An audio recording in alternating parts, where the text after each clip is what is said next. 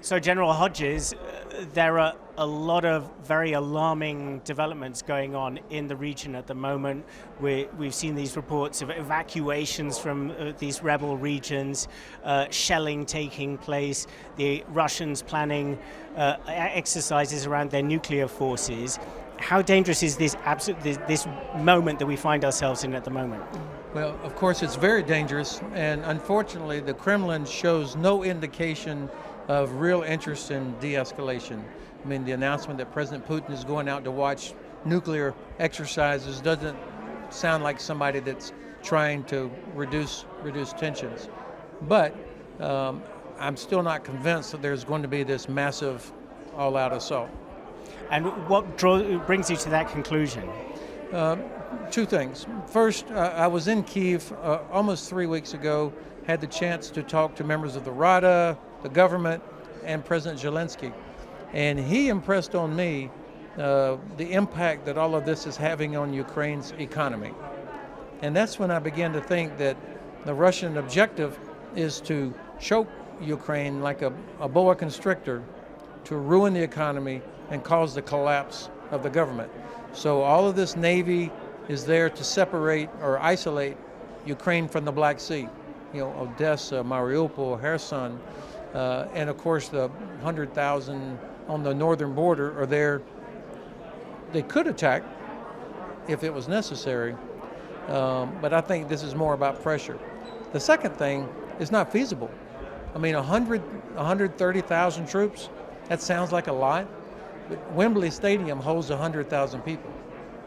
And when you think about 100,000 troops in Ukraine, they would not even make it to Kyiv. They won't get there.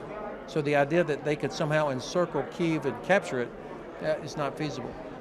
Now, what's your take on how the West, and particularly the Americans, are dealing with this so far? I mean, the administration has been pursuing a course of what some people are saying is a sort of information warfare, trying to match the Russians at their own game in terms of using the information space to affect how things are developing. Do you think they're doing a good job on that? I like this. Obviously, the White House, the Pentagon, they have access to intelligence that I don't, or that most of us would not have. So they're not making this up out of whole cloth, but this is a new approach to it gets the initiative. It forces the Russians to have to say, we're not going to do this. So every time they can shine the light on a possible thing that the Russians were thinking about doing, it makes it a little bit more difficult. And the fact that all of the allies continue to agree as well. I mean, even here in Germany, that they acknowledge, yes, that this is about to happen, could happen. That's important. But of course, there is a point where our credibility begins to be questioned, and so it loses effectiveness. I don't know where that point is, but I'm sure that the White House is thinking about when this is no longer effective. Now, you're a military man. You look back on retired. Retired. You look back on a long career. When you look at the situation now, what kind of developments would, first of all, make you really concerned that bigger type military action might be happening? What would it take for you to be concerned about that? And on the other hand, what would it take for you to think, okay, this is now calming down? Well, of course, the Russian General Staff has done a very good job of preparing for an attack. I mean, they have assembled at huge cost a very large naval presence in the Black Sea and in Sea of Azov. So they have absolute total control of the sea. The 130,000, of course, includes the 30,000 that are already in Crimea, which is a terrific bridgehead to launch an attack.